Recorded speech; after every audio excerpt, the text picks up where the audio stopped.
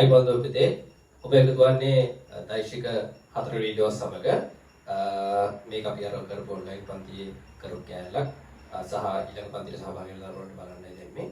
අපේ ඩිස්ක්‍රිප්ෂන් එකේ දාලා තියෙනවා මේ ටෙලිග්‍රෑම් ගෲප් එක ඕන කට්ටියට සහභාගී වෙන්න පුළුවන් එකට. රයිට්. ලියලා මාතෘකාව දෛශික සම්ප්‍රයුක්තය. දෛශික සම්ප්‍රයුක්තය. රයිට්. දෛශික සම්ප්‍රයුක්තය කියන්නේ දෛශික දෙකක් හෝ කිහිපයක් නිසා ඇතිවන භෞතික ප්‍රතිඵලයම ඇති කරගන්න පුළුවන් තනි දෛශිකයට කියනවා දෛශික සම්ප්‍රයුක්තය කියලා. ඒ කියන්නේ දෛශික කීපයක් තියෙනවා අපි 10ක් විතර කියනවා. 10ක් තියලා ඒ 10 වෙනුවට ඒ වැඩේම කරගන්න පුළුවන් තනි දෛශිකයට අපි නමක් කියනවා දෛශික සම්ප්‍රයුක්තය කියලා. කියන්න දෛශික කිහිපයක් වගේ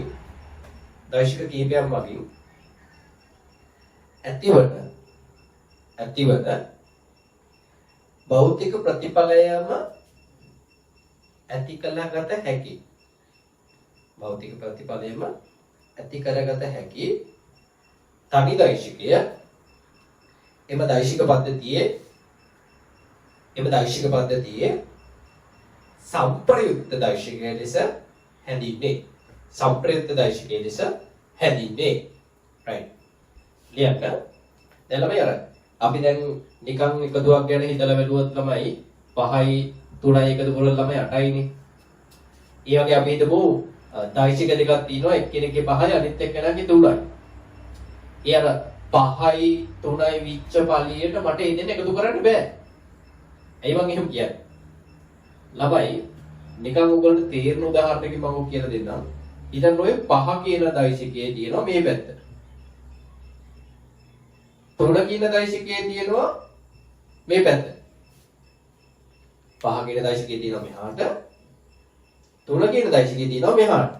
දැන් ඒ වගේ ගානක නම් මේ 5 3 එකතු 8යි කියලා එනවා සම්ප්‍රයුක්තනේ. ඔය වෙනකොට දාන්න පුළුවන් තනි දෛශිකයේ සම්ප්‍රයුක්තය 8යි කියලා එනවා ළමයි. right? here FR reaction. FR 8යි උඩ කියලා එනවා. දැන් හිතන්න ළමයි මේක මේ 5යි 3මයි හැබැයි 5 තියෙන්නේ මේ පැත්තට 3 තියෙන්නේ මේ පැත්තට. දැන් ළමයි ඔය බල දෛශික මම මේක බල ගන්නේ පැහැදිලි පහසු සඳහා 5යි 3යි තියෙනවා දෙපැත්තට. ඒතර ළමයි මොකද වෙන්නේ විශේෂත්වය? 5යි 3යි දෙපැත්තට තිබ්බම මේකේ සම්ප්‍රයුක්තය ලැබෙන්නේ තමයි දෙකක් මේ පැත්තටනේ. ඇයි 5න් 3ක් අඩු වෙලා දෙකක් මේ පැත්තට. දැන් ඔයාලට කියන්න පුළුවන්ද 5යි 3යි කියන බල දෙක තිබ්බ පළියට ඒ දෙකේ සම්ප්‍රයුක්ත එකතු කරලා අට එනවා කියලා කියන්න පුළුවන්ද මේ වගේ උදාහරණයක් ඔයාලට තේරෙනවද? මේක කියන්න පුළුවන්ද බැයිද කියලා. හොඳට තේරුම් ගන්න යන්න පොඩි දැම්ම දැන්. දැන් මේකේ තව මේක මම අර ගත්ත දෙකයි ඔක අර ආනත වෙලා යන විදිහෙම තියෙනවා අපිට සාකච්ඡා කරන්න. ත්‍රාණත වෙලා ආවම ඔය වගේ සරලව ගන්න බැරි හින්දා තේරෙන සරල උදාහරණ දෙකක් මම ගත්තේ. රයිට්. එහෙනම් මුලින්ම කාරණාව තමයි මේක අර අදිශ නොවන නිසා නිකන් අපි නෝමල් එකතු කරනවා වගේ මේ 5යි 3යි එකතු කරලා උත්තරේ ගන්න බෑ. තේරුණාද? නිකන් අර අදිශ දෙකක් නිකන් ඉලක්කම් දෙකක් තිබ්බොත් ඒ දෙන්න එකතු කරලා අටයි කියලා ගන්න පුළුවන් උනාට අර දෛශික වුණාම මේක සම්ප්‍රයුක්ත එකක් දී නිකන් එකතු කරලා ගන්න බෑ. කියන්නේ දෛශික ආකලනය. අරන්නදේ දෛශික එකතු කිරීම. කියන්නේ දැන් ළමයි මේක කරන්න නම් ඊළඟ කතාව වෙන්න ඕනේ. දැන් මේක බලයක්.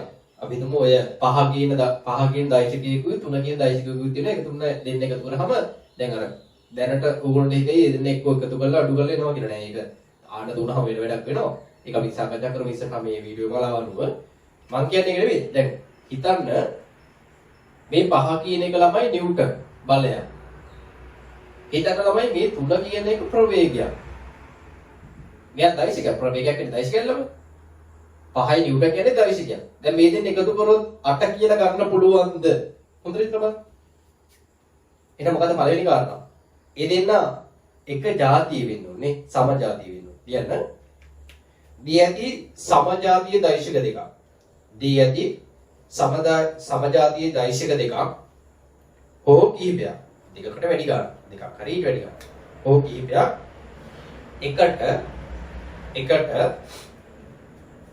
එකතු කළ හැකි නමුත් එකතු කළ හැකි නමුත් ඒවා අදිශ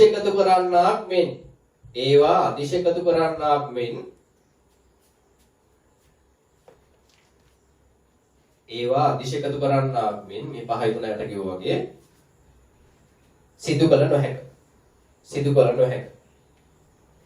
එයට හේතුව නම් දෛශික එකතු කරන විට දිශාවද සැලකිල්ලට ගත යුතුයි. right.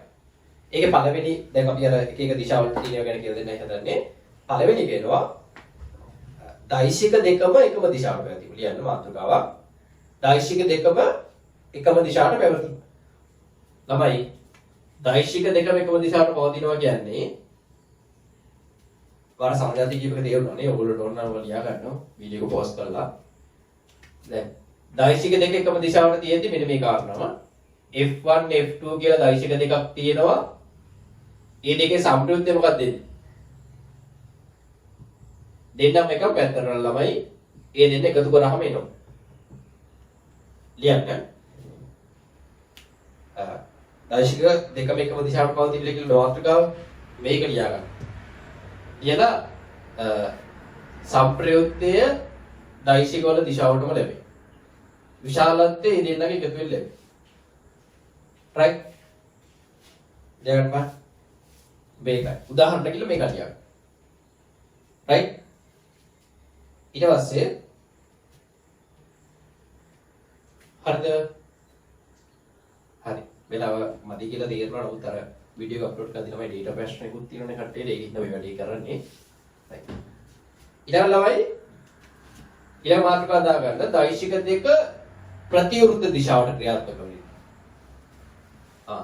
මේක ළමයි F1 මේක ළමයි F2.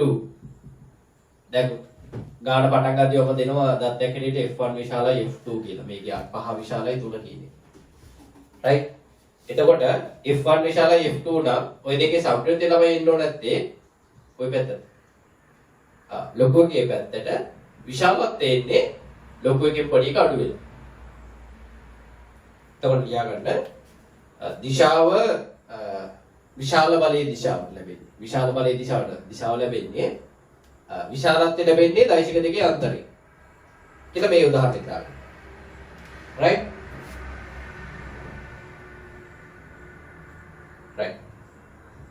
ඒ ධර්ම දෙක දාට ගන්න. අර ලියන්න දිශාව විශාල බලයේ දිශාවට ලැබේ. විශාලත්වය දෛශික දෙකේ අන්තරයෙන් ලැබේ. right. ටකලියක් ළමයි. right. අපි ඔහොම ගණන් කරන ළමයි මොකටද?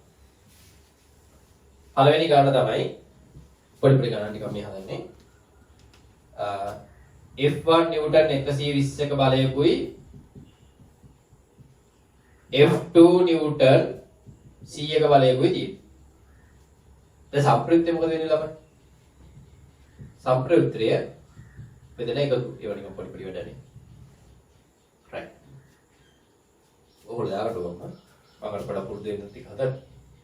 දැන් දෙපැත්තට පිරිසක් කපා දිනවා. right. දෙවෙනි ගාන පිරිසක් කපා දිනවා. ඒ පිරිසෙන් F1 කියන බලය 2000යි. මේක 2000යි. මේක 1800යි. මේ පිරිස 2000ක නිව්ටන් බලයක් දෙනවා. අර පිරිස 1800ක නිව්ටන් බලයක් දෙනවා. ඔක තමයි වෙන්නේ සම්ප්‍රයුක්ත. විශාල බලයේ දිශාවට ලැබෙනවා. විශාල බලයේ කුඩා බලය අඩු කරලා. එහෙනම් 2000න් 1800 අඩු කරනවා. කීයද? 200. FR ඔය. එළිය ගන්න. වීඩියෝ පෝස්ට් කරලා ලියා ගන්න පොඩි තප්පර දෙක තුනයි තියෙනවා. ඔයගොල්ලෝ වීඩියෝ පෝස්ට් කරලා ලියා ගන්න ඕනේ මම ඒවා. right. ඊළඟ අවස්ථාව වම F2 කියන බලය 2000ක් කරනවා. දැන් මොකද වෙන්නේ ළමයි? බල දෙක දෙපැත්තට 2000යි 2000යි. සම්ප්‍රයුක්ත බලයක් තියෙනවද? නෑ ළමයි. FR කියන එක දිශාවක් නැහැ විශාලත්වය බිඳුව. right ඊළඟ එක මම ගන්නවා මේක 2100ක නැත්නම් 2300 වගේ කරන F2 මේක 2300 right මේක 2300 වුණොත් සම්ප්‍රයුක්ත බලය එන්නේ මේ දිශාවට කීයක්ද 2300න් 2000ක් අඩු කරනවා කීයද 300 න්यूटन right මොකද තමයි බල දෙක එක පැත්තටයි ප්‍රතිවිරුද්ධ පැත්තටමයි තියපහම වෙන දේ right ලියන්න ඊළඟ මාත්‍රකාව දාගන්න තුන්වෙනි අවස්ථාව දැන් ළමයි දෙපැත්තට තියෙන ඒවා එක පැත්තට තියෙන ඒවා හරි ඊළඟට අපි ලියනවා ආනත බල දෙකක සම්ප්‍රයුක්තය ආනත බල දෙකක සම්ප්‍රයුක්තය තුන්වෙනි මාතෘකාව ඒකේ E ත්‍රිකෝණ ප්‍රමේය ලියන්න ත්‍රිකෝණ වලින් කිව්වට පස්සේ වැඩි කරන්න ලේසි ලියන්න D ඇති දෛශික දෙකක් විශාලත්වය හා දිශාවති ත්‍රිකෝණයක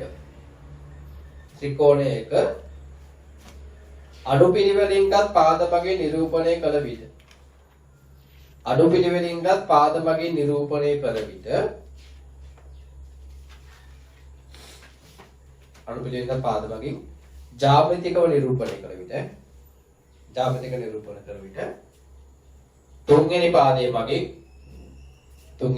මගින්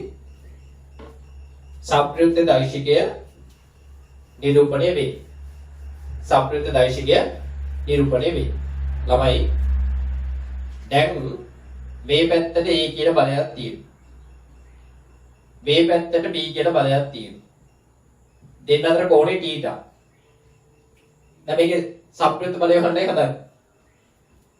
ඒගොල්ලෝ කියනවා මේ දෛශික දෙක විශාලත්වය හා දිශාවාදී ත්‍රිකෝණයක අඩුපිළිවෙලින්ගත් පාද වගේ නිරූපණය කරන්නලු. කොහොමද ඒක?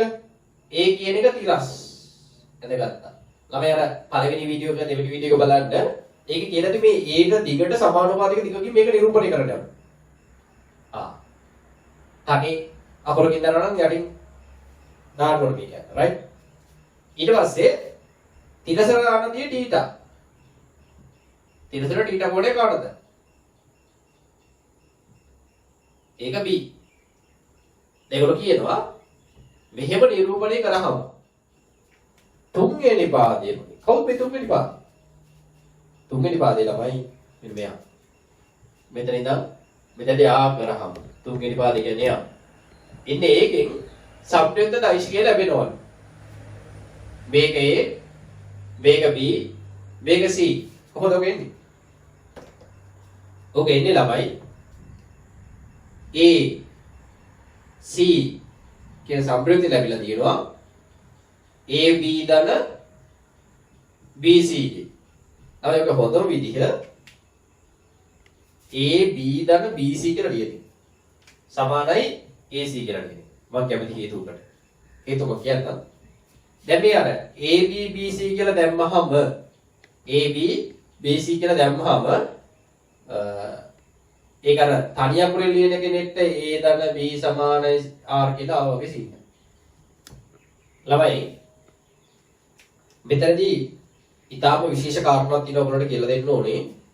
මේ වගේ ගැටලුවකදී වෙන්නේ ළමයි මේක ගැන රූපයක් ගැන අවබෝධයක් නැති ළමෙක්ට උනත් උත්තරේ ගන්න විදිහක් තියෙනවා. කොහොමද වෙන්නේ මේ B අකුර නැති වෙලා තමයි අර උත්තරේ ආවේ. ඒ කියන්නේ ළමයි දැන් මෙන්න මෙහෙම ත්‍රිකෝණ ප්‍රමේය වෙනම කතාවක්. මම මේ කියන්නේ වෙන කතාවක් නෑ මොනට නේද? ඊතර ළමයි AB BC CD D කියලා ටිකක් ගහන්න. ළමයි මේ වගේ ගාණක් ආවම අපිට තියෙන පළවෙනි කාරණාව පුළුවන් මෙයාව ලූප් කරන්න. එතකොට නැතිකොට මොකද වෙන්නේ? අර සිංගල වගේනේ. මේකේ මේ D අකුර නැති වෙනවා. අර එක අකුර තියෙන්න ඕනේ.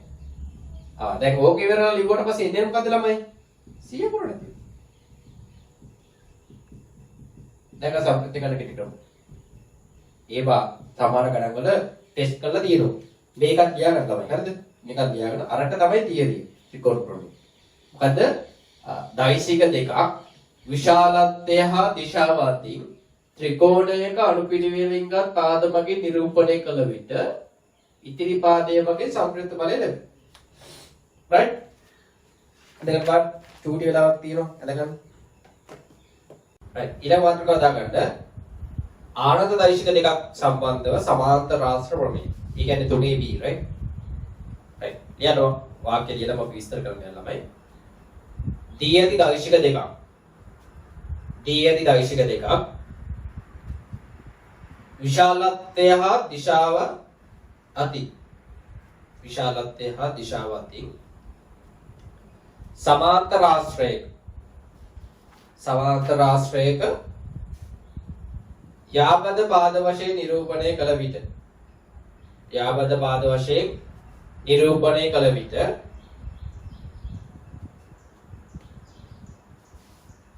යාබද පාද වශයෙන් නිරූපණය කළ විට ලැබෙන සමාන්තර ආශ්‍රය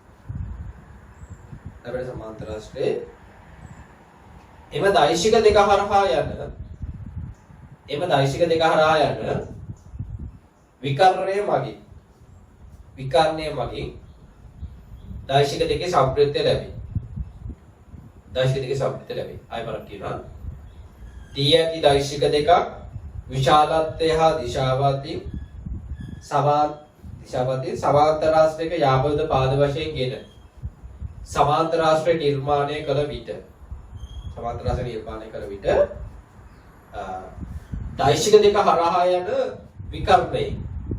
දෛශික දෙක හරහා යන විකර්ණය දෛශික දෙකේ එකතුව නිරූපණය වෙයි.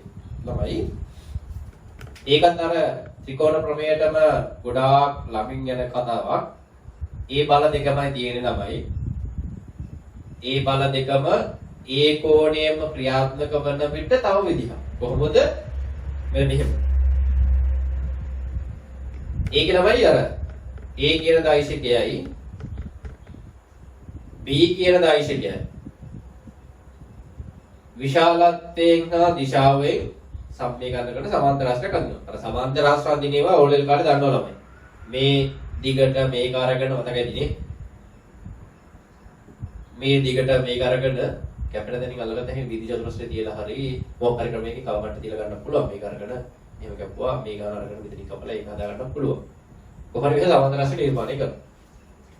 අර මේ සමාන්තර රාශිය නිර්මාණය කරාම එහා කියන්නේ අර දෛශික දෙක නිරූපණය කරපු විකර්ණය හරහා දෛශික දෙක නිරූපණය කරපු ලක්ෂය හරහා යන විකර්ණයෙන් සම්ප්‍රයුක්තය ලැබෙනවා කියන්නේ. ඒ කියන්නේ අනිත් විකර්ණයෙන් සම්ප්‍රයුක්තය ලැබෙන්නේ නැහැ. සරල කතාව. දැන් ළමයි ඕක මේ මම අපිට සාව විග්‍රහ කරලා කියනවා නම් ළමයි මේක A නේ මේක B නේ. අපි දන්නවා අර කලින් වීඩියෝ එකේ අන්තිමට කිව්වා දෛශික දෙකක සමානතාවය කියලා මාතෘකාවක් කියලා කිව්වා. ඒකේ හැටියට මේ දෛශික දෙක අපි කිව්වර විශාලත්වය අතින් සමානයි. ඒ සමාන්තර රාශියක සම්මුඛ දිගින් සමාන හින්දා අපි අර දිගට සමානුපාතික බලයේ දෛශිකයේ විශාලත්වයට සමානුපාතික දිගකින් මේක නිරූපණය කරන නිසා මේකයි දිගින් සමානයි නම් විශාලත්වය සමානයි සමජාතීයයි අභිදිශා සමානයි සමාන්තරත් එක්ක එහෙමම වැඩේ ඔක්කොම හරි ගිහිල්ලා ඇත්තටම මේක B වෙනවා. දැන් ඇත්තටම හෙන්න බැරෑරුම් විදියට මේක සාකච්ඡා කරත් මේ තිබිලා තියෙන ළමයි කලින් කිව්ව ත්‍රිකෝණ ප්‍රමේයම තව විදිහකනේ. බලන්න ත්‍රිකෝණය නිර්මාණය කරා අපිට මෙතන. කෙසේ වෙතත් අර අපි අර විදිහට වක්‍රු දාලා වැඩේ ලියා ගන්නවා අර විදිහටම AB ධන අකුරු දෙකෙන් ලියද්දී AB ධන BC සමානයි AB ධන BC සමානයි AC. හරිද? තාලිය කරේ ලියනවා නම් මෙතනට A දෙන්න හැකි මෙතනට B දෙන්න හැකි මෙතනට R දෙන්න හැකි. right. ඔක ලියා ගන්න. යාට චූටි වෙලාවෙ දෙන්න ළමයි.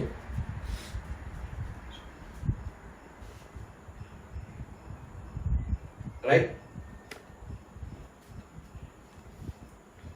right. ලියන මාතෘකාව ළමයි. හතරවෙනි එක ඒකතල දෛශික තුනක් ජ්‍යාමිතිකව එකතු කිරීම. ජ්‍යාමිතික එකතු කිරීම. ළමයි පාද දෙකක් දෛශික දෙකක් තිබ්බොත් පාද දෙකේ රූපයක් ආවේ. ත්‍රිකෝණයක්. පාද තුනක් තිබ්බොත් එන්නේ ළමයි චතුරාශ්‍රයක්. පාද හතරක් තිබ්බොත් එන්නේ පංචාශ්‍රයක්. වැඩිපුර එකක් දාලා කියන්නේ. පාද පහක් තිබ්බොත් ෂඩාශ්‍රයක්. පාද හයක් තිබ්බොත් සප්තාශ්‍රයක්. පාද අටක් තිබ්බොත් අට්ඨාශ්‍රය. නමේද එකක් නෑ. අනේ මොකක් හරි විශේෂවල නමුතර කැමති යමක් කියනවා දාගන්න. right? ඕගොල්ලෝ අනේම තියෙන පාද ගානට වඩා වැඩිපුර පාද ගානක් තියෙන රූපකෙන් නිරූපණය කරාම අර වැඩිපුර පාදයේ සම්ප්‍රයුක්තය ලැබෙනවා. ඒකට දෛශික තුනක් සම්බන්ධ වෙන මාතෘකාව කියන්න. ඒක තමයි දෛශික තුනක් ජ්‍යාමිතික නිරූපණය. කියන්න. දී ඇති දෛශික තුන. දී ඇති දෛශික තුන විශාලත්වය හා දිශාවති. විශාලත්වය හා දිශාවති චතුරාශ්‍රය. චතුරාශ්‍රය අඩු පිළිවෙලින්ගත් පාද භාගයෙන් නිරූපණය කළ විට පාද භාගයෙන් නිරූපණය කළ විට එහි හතරවන පාදයේ වගේ සම්ප්‍රයුක්ත බලයේ විශාලත්වය හා දිශාව නිරූපණය වේ. සම්ප්‍රයුක්ත බලයේ විශාලත්වය හා දිශාව නිරූපණය වේ. ඔබ ළමයි ඔක්කොමවත් අහගන්න. දැන් ළමයි මේව තියෙනවා. මෙතන මේ තියෙන ළමයි A කියන දෛශිකේ. අර ඉස්සෙල්ලා වගේම B කියන දෛශිකේ තියෙනවා θ කෝණයක් ආනද. තමයි මේ පැත්තට තියෙනවා තව C කියලා බලයක්. මෙතන β කෝණයක් ආනද. දැන් ළමයි මේක කොහොමද ජ්‍යාමිතිකව නිරූපණය කරන්නේ? ඒගොල්ලෝ කියනවා ඔය පාද තුන විශාලත්වය හා දිශාවන්ති චතුරාශ්‍රයක් නිර්මාණය කරන්න. ළමයි ඔය තේරුම් ගන්න අවශ්‍ය නැහැ. මුලින්ම මේ පාදය අදිමුකෝ. A and right? ඒකට තිරසන θ කෝණයක් ආනතව B and right?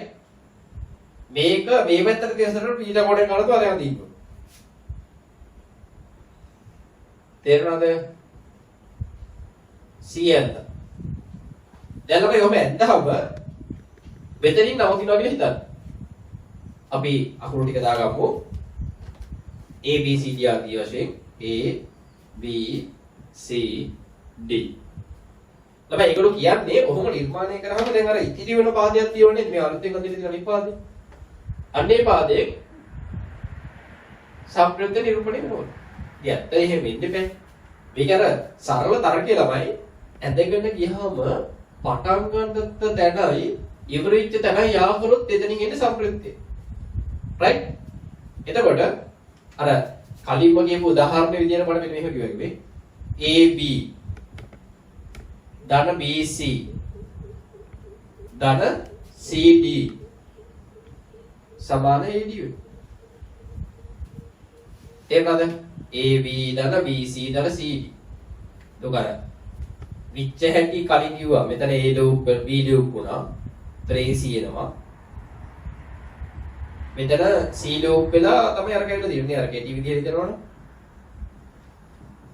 එහෙම තමයි උත්තරය ආවගේ සීන් එකක් තියෙන්නේ. නමුත් අර ඒක කලින් එක පිළිවෙලින් දාගෙන යන අවස්ථාවක් නැහැ. මේකට තනිය අපේ ලියාගන්න. මේකේ මේක B ළමයි.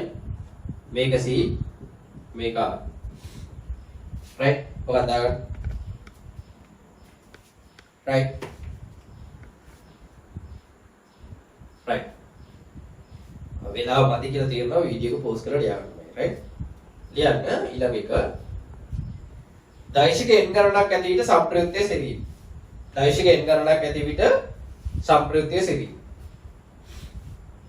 දැන් ඔයගොල්ලෝ දන්නවා තුනක් තිබ්බොත් හතරක රූපයක් ඇද්දි හතරක් තිබ්බොත් පහක රූපයක් අදින්න ඕනේ පහක් තිබ්බොත් හයක රූපයක් වැඩිපුර එකක් තියෙනවා ඒ වැඩිපුර එක්කිනාගෙන් තමයි සම්ප්‍රයුක්තය නිරූපණය වෙන්නේ එහෙනම් පාදේ n ගණනක් තිබ්බොත් n එකක රූපයක් ඇඳලා එන්නන එක්වෙරි පාදයේ සම්ප්‍රයුක්තය නිරූපණය කරනවා. නිරූපණය වෙන්නේ. ලියන්න. දී ඇති දෛශික n ගණනක් දියඇති දර්ශකයෙන් ගන්නවා. විශාලත්වය හා දිශාවති. විශාලත්වය හා දිශාවති පාද ඉන්ධන එකක. පාද ඉන්ධන එකක බහුවස්ත්‍රයකින් නිරූපණය කළ විට. බහුවස්ත්‍රයකින් නිරූපණය කළ විට ඉන්ධන එක්වෙනි පාදයේ මගින් ඉන්ධන එක්වෙනි පාදයේ මගින් සම්ප්‍රයුක්ත බලය නිරූපණය වේ. සම්ප්‍රයුක්ත බලය නිරූපණය වේ.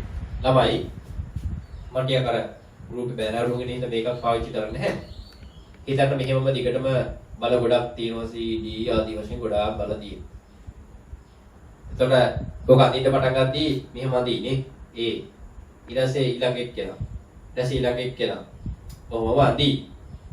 ඇඳලා කොහොම ඇවිල්ලා කොහේ හරි ගිහලා නතර වෙනවා. කොහොම දිගටම ගිහිල්ලා කොහේ හරි නතර වෙනවා. ඊට මේක ABCD ආදී වශයෙන් ගිහිල්ලා නතර වෙනවා.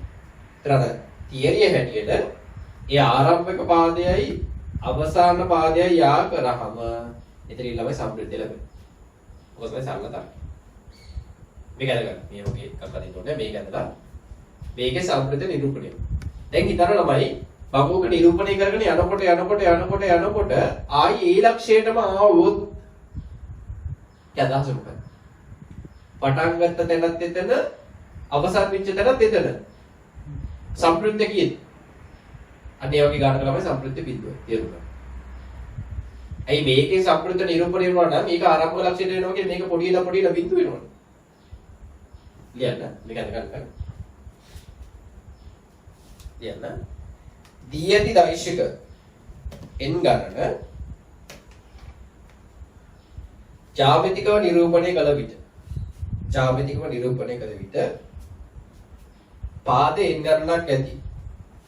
පාද n ගණනක් ඇති බහුවස්ත්‍රයක් සෑදී නම් ඒ සම්ප්‍රයුක්ත ශූන්‍යයි. ඒක ලියගන්න මේක ඇතුලේ කරලා ලියන්න ඕනේ. right ළමයි එතකොට මේ හතර වීඩියෝ එක මෙතනින් අපි ඉවර කරනවා. අපි දවස් දෙකකට සැරයක් වගේ වීඩියෝ එකක් දාගෙන යනවානේ. ඔයගොල්ලෝ පොඩ්ඩක් මේකත් එක්ක එකතු වෙලා අපේ ටෙලිග්‍රෑම් ගෲප් එකත් එක්ක එකතු වෙලා ඉන්න අපේ Zoom classes ඒ අනම්මනම් ටික ඔක්කොම පිළියම් මේ ටිකේ මෙයා කරගන්න. ඊට අමතරව YouTube channel එකේ වීඩියෝ එකක් බලන්න ඕන නම් අපේ channel එක subscribe කරලා notification එක කරලා තියන්න. අපි වීඩියෝ එකක් දැම්මම ඔයගොල්ලෝ